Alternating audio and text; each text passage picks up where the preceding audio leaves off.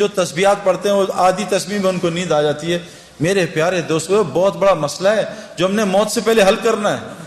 یہ جو ایگزامینیشنز ہیں نا، یہ خدا نخواستہ فیل ہو گئے، اگلے سال پھر ہم ایگزامینیشنز دے دیں گے، لیکن اگر خدا نخواستہ قبر کے ایگزامینیشن میں فیل ہو گئے تو اللہ نے اس آدمی کا نعرہ قرآن میں بیان کیا ہے، وہ کہے گا یا اللہ ربنا ابصرنا وسمعنا فرجعنا نعمل صالحا انا موقنون۔ اے اللہ، میں نے آنکھوں سے دیکھ لیا، میں نے ان کانوں سے سن لیا، فرجعنا نعمل صالحا، اے اللہ مجھے واپس لوٹا دے، اب میں نیک عمل کروں گا، انا موقنون، اے اللہ مجھے پورا یقین آ گیا۔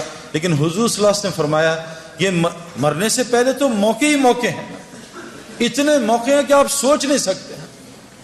یعنی ایک آدمی جو موسیٰ علیہ السلام کے قوم میں تھا، جس کی گناہ کی نحوست سے بارش نہیں ہو رہی تھی، اس نے دل میں توبہ کر لی۔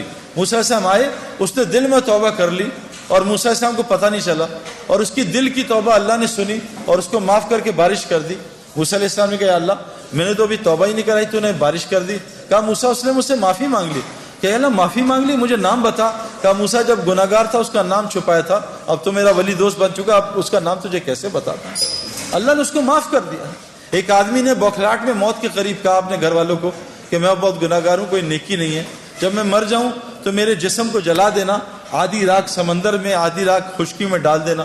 جب وہ اللہ کے پاس پہنچا، روحیں یا علیین جاتی ہیں یا سجین جاتی ہیں، جب روح اللہ کے سامنے حاضر، اللہ نے کہا کیا کہ اللہ تیرے ڈر سے کیا۔ اللہ نے کہا جا، تجھے معاف کر دیا، اس کو جنت میں ڈال دیا۔ میرے پیارے دوستو، اللہ بڑا رحیم کریم ہے، لیکن موت سے پہلے ہے۔ موت کے بعد حضور صلی اللہ علیہ وسلم نے کہا یہ جب دیکھ لے گا، سنے گا اللہ لوٹا دے، تو یہ جب جہنم کو دیکھے گا تو انگوٹھا چبائے گا اور پورا بازو کھا جائے گا، اس کو ہوش نہیں ہوگا۔ اور کہا اتنا روئے گا یہاں کا ایک آنسو پوری جہنم کی آگ کو بجھا دے۔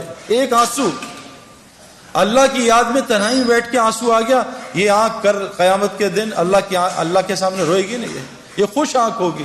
یہاں ایک آنسو پوری جہنم کی آگ کو بجھا دے۔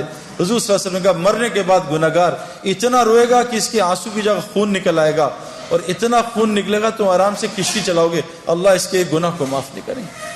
میرے پیاروں، مرنے سے پہلے ہمیں کامیابی تلاش کرنی ہے۔ یہ کامیابی ہے کہ ساری دنیا کے لوگ رزق کے لیے تنگ ہیں۔